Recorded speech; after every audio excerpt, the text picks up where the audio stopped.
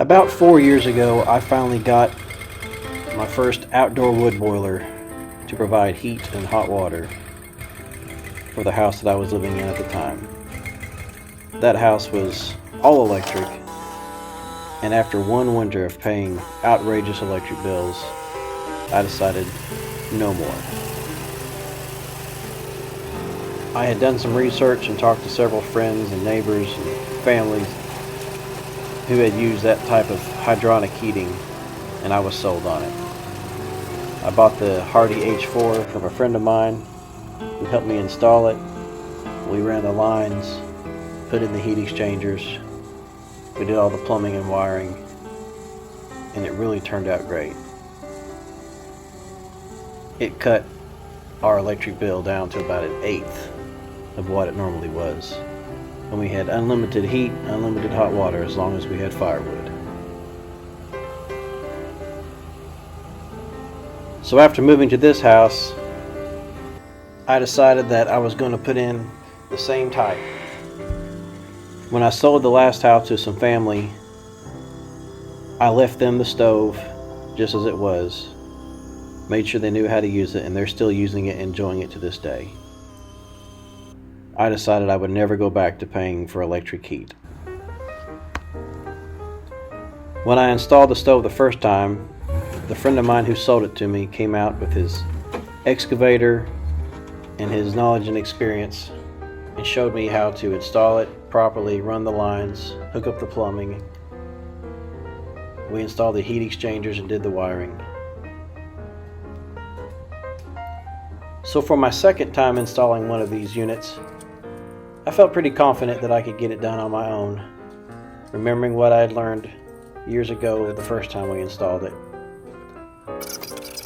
The first thing I did was rent a trencher and dig a trench from the foundation of the house out to where I wanted the stove to go. I dug it down as deep as the trencher would go, between 30 and 36 inches.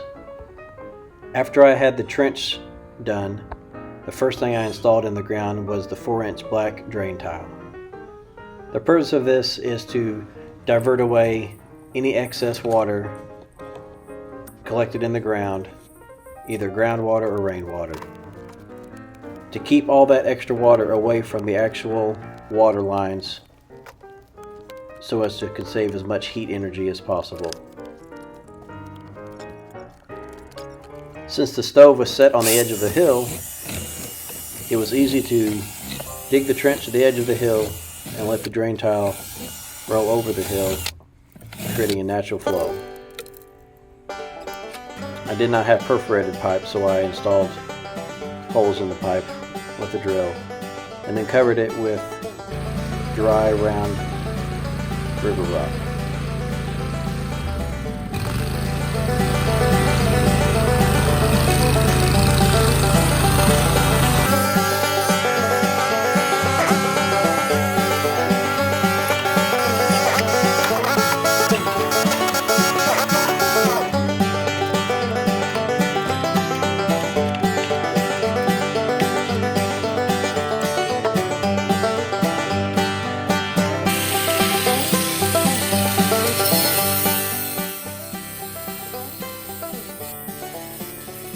Now that the trench is cut and the drain line is put in, it was time to cut through the foundation under the house and install the double-wrapped, double 1-inch PEX line, insulated and concealed in black drain pipe.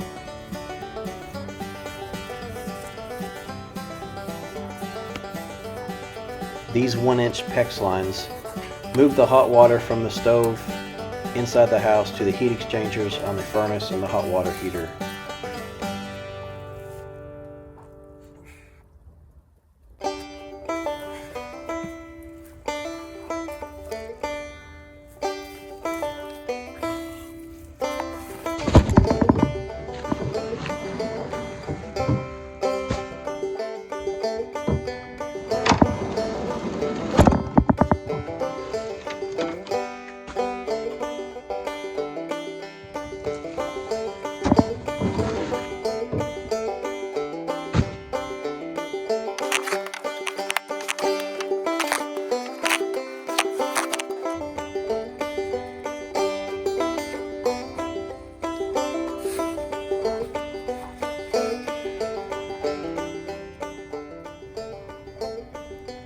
After searching the internet classifieds for a couple weeks, I finally located a good deal on a Hardy H4 outdoor wood boiler, exactly like the one I'd had at my previous house.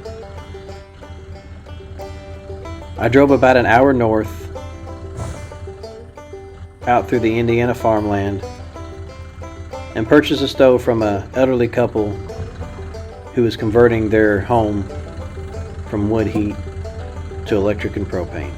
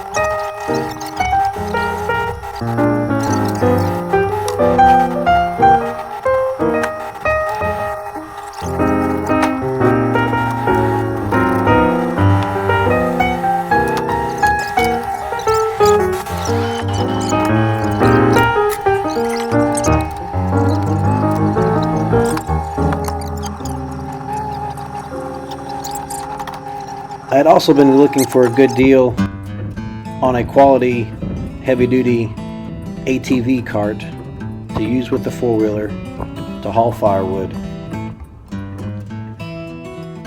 While on the way back, I stopped in Seymour at the Tractor Supply and picked one up on sale.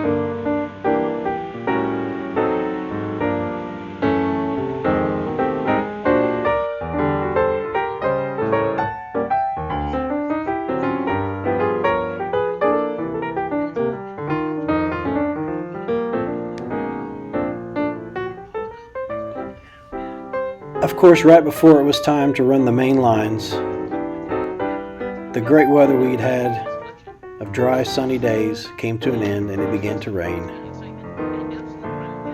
turning all that freshly turned dirt into deep, thick, sticky mud.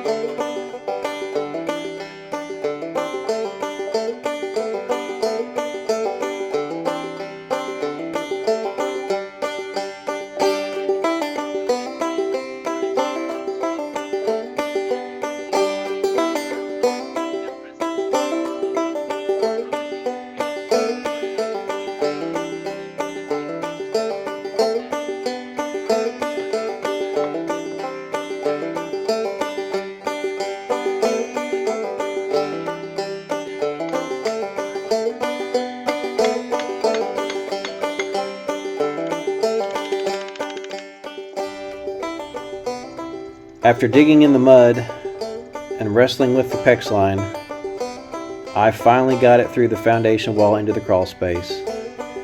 Went under the house and pulled it through with enough slack to get up into the utility room.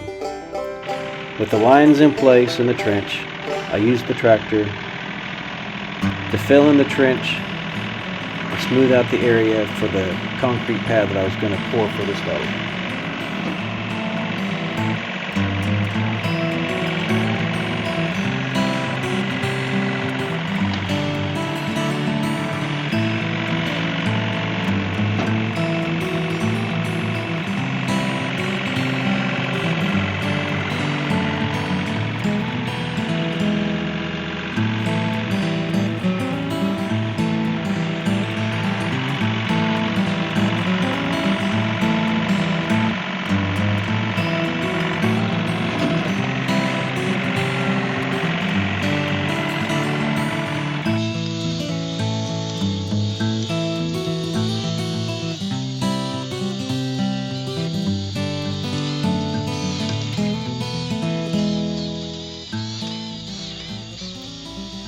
I'll be the first to admit that I am not any sort of expert or one to ask about concrete work.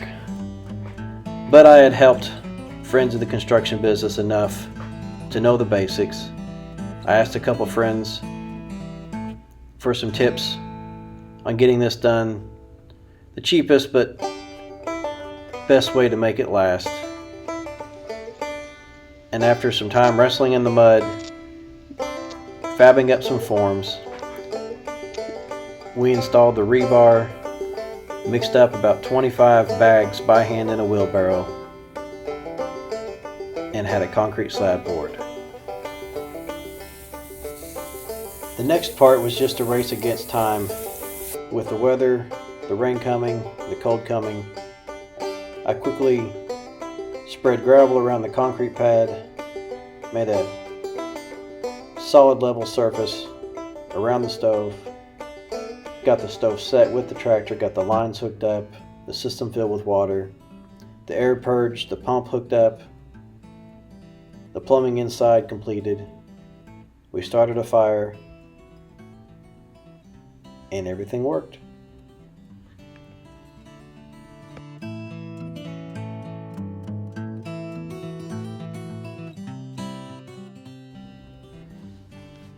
If you're interested on knowing more about how these hydronic heating systems work, I'll be glad to do another video showing the plumbing and the wiring and the components involved to make it all work.